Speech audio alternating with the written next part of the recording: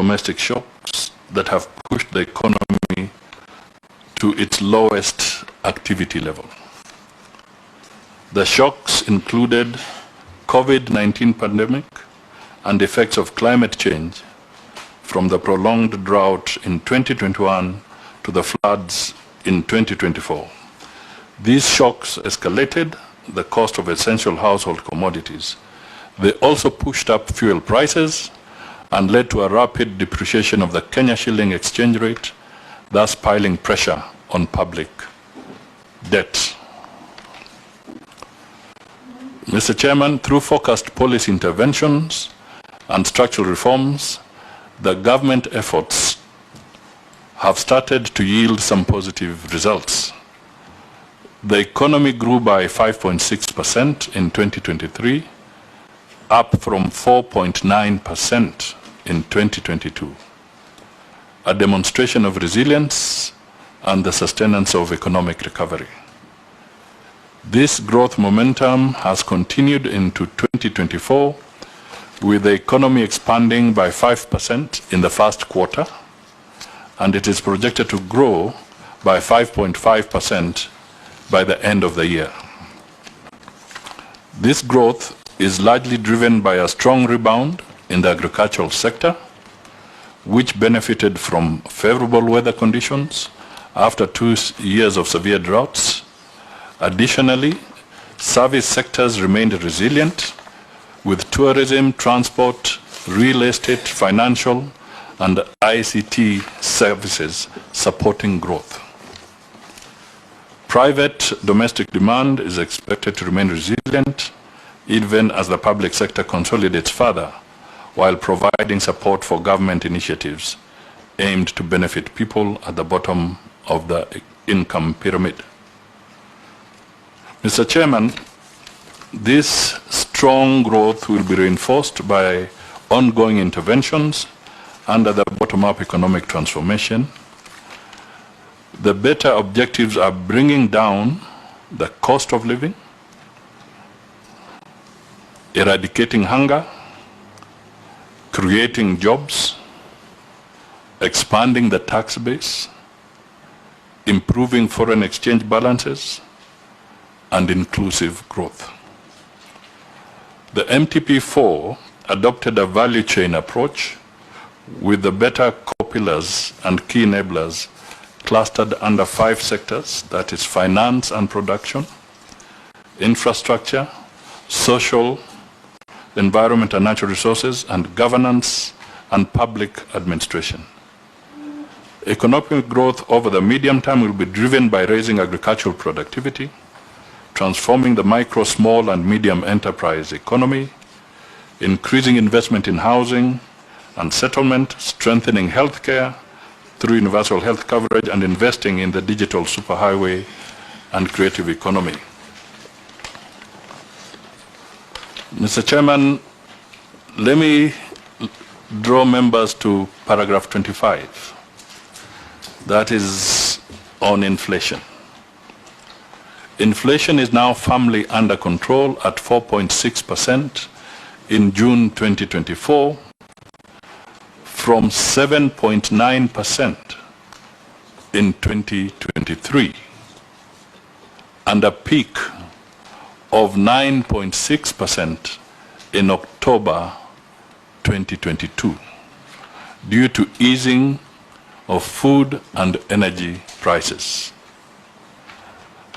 The appreciating shilling produced a strong pass-through effect to lower domestic prices, supported by a tight monetary policy stance and interventions by government in providing subsidized fertilizer and seeds, which continue to lower the cost of food production, but also revitalize agricultural production. Inflation is projected to remain within the target band over the medium term. Mr. Chairman, as you know, the target band is between 2.5 up to 7.5. Tight monetary policy to stabilize inflation has led to rising interest rates and a slowdown in the growth of the private sector credit. The interbank rate increased to 13.3% in June 2024, compared to 9.6% in June 2023, while the 91-day Treasury bills rate increased to 16% from 11.5% over the same period, thereby increasing the cost of borrowing by government from the domestic market. So, Mr. Chairman, the flip side is that when we don't have revenue, then government has to borrow. So the interest rates are beginning to rise in the domestic market because now the government is beginning to re-enter into that space. Commercial bank lending to the private sector declined to grow by 4.5% in April 2024 and 7.9% in March 2024, down from 13.2% in March 2023. This has had negative effects on private sector activities. The consequences of fighting supply-driven inflation is that it has negative effects on economic vibrancy in the short term. So basically, we are living in a dangerous situation where we are beginning to slow down the private sector from a trajectory that was picking up. Mr. Chairman, the current account balance or the current account deficit improved to 3.9% of GDP in the 12 months to April 2024, down from 4.7% of GDP in a similar period in 2023. And this was supported by 7.7% decline in goods imported, reflecting lower imports across all categories except machinery and transport equipment. Here you can also say that we benefited from the increased food production, and therefore there was less of food imports. Our exports increased by 2.9%, reflecting increased exports of agricultural commodities and re-exports. Mr. Chairman, tourism receipts rebounded faster than anticipated to their pre-COVID-19 levels. Tourist arrivals improved by 27.2% in the 12 months to March 2024, compared to a similar period in 2023. So that was a real good show from the tourism sector. Mr. Chairman, remittances increased by 12.8% to US dollars 4.5 billion in the 12 months to May 2024, compared to 3.997 billion over a similar period in 2023. This increased forex inflows into the country. Some went to investment while others supported household consumption. That means there's a very strong growth in the diaspora remittances. Mr. Chairman, tight policies and flexible exchange rates, coupled with initiatives to attract foreign direct investment and enhance export performance, are anticipated to help stabilize the current account deficit around 4% of GDP in the medium term. So whatever we do, we must make sure that we are not chasing away foreign direct investment as a nation. Mr. Chairman, our foreign exchange reserves, the official foreign exchange reserves, which stood at 7.8 billion US dollars, that is an import cover of 4 months, 4.1 to be precise, was available up to May 2024. And this continues to provide adequate cover and a buffer against any short-term shocks in the foreign exchange market. The exchange rate to the dollar has stabilized in the range of 128 to 131 since February 2024. The exchange rate to the dollar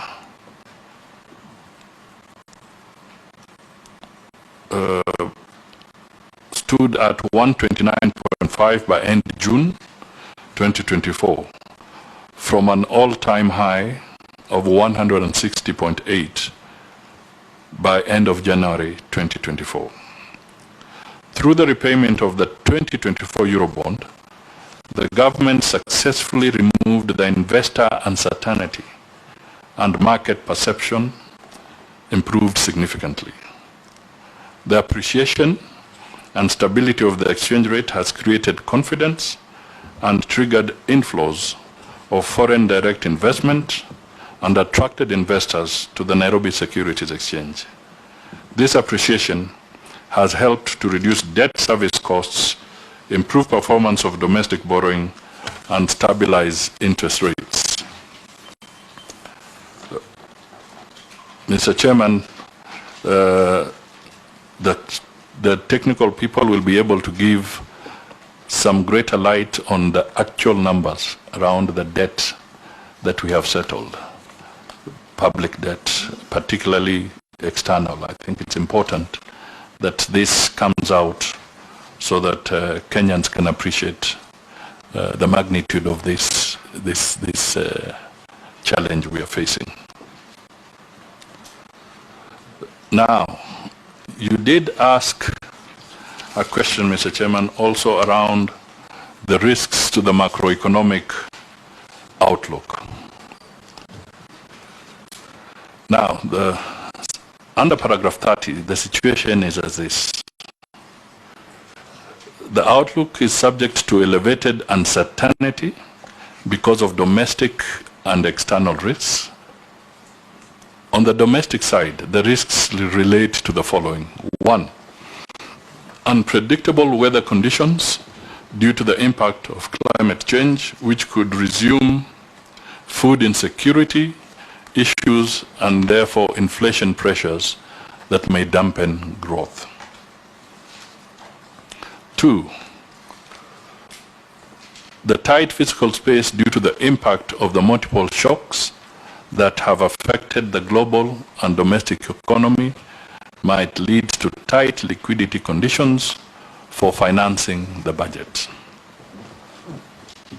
And 3, because this is very realistic now, the ongoing demonstrations are causing great risk to economic activities, including collection of revenue, the impacting on the tourism sector, and disruption in businesses. So what is going on is having a very, very serious impact on the economy, and even these supplementary figures we are working on, if this persists, the country will be forced to look again for further haircuts and further adjustments. On the external front, uncertainties in the global economy, the economic outlook stemming from the escalating geopolitical fragmentations could result in higher commodity prices that pose a risk to domestic inflation outcomes, leading to further tightening of financial conditions. Mr. Chairman, these external uncertainties, for instance, and the conflicts, right now there's no free navigation in the Red Sea. About 40%